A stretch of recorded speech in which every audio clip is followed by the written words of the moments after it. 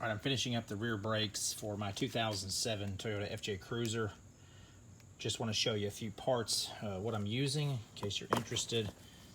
This is the Powerstop ceramic brake pads. This is the part number.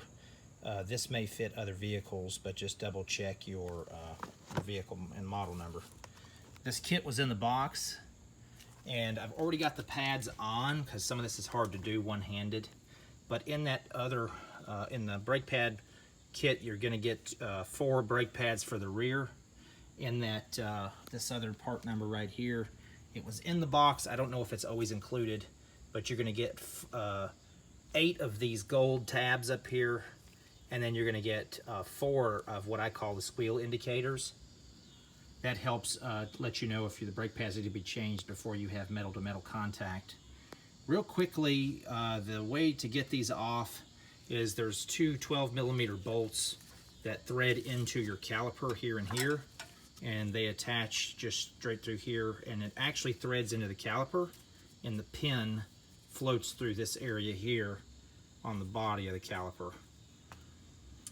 If you don't have one of these hanger brackets here, a matter of fact, this is actually just a hanger. This is nothing special. You can take a hanger and move this out of the way while you work around this. The best way I find to get this piston to go back in is to just leave an old brake pad in, and I just use a vice clamp here, and it'll push that all the way in. You need it almost flush to slide back over when you're ready to install. I do use some of this grease right here. I use it on most of my automotive and watercraft products. That is what is applied on the back side of the pad. I did put a little bit in this area, and I also put some just on this portion of the factory bolts. Any brake cleaner will work, but this is just the type that I use. Really, I get everything disassembled, then I spray it, because there's no use in using this brake cleaner on old pads you're going to throw away. Once you're done, new pads are on, just take your caliper and you're just going to slide it back over the new pads, just like that. Take the factory bolts, you're going to run them back through. You want to make sure that you get in these rubber boots right here. Just kind of get your rubber boots kind of lined back up. See, you don't get it to go back through the hole. A little bit hard to do. There we go. Get that lined up. Put your other one in.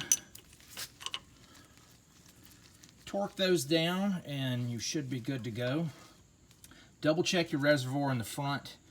Make sure that you didn't overflow that reservoir, and make sure you don't need to add any more on there.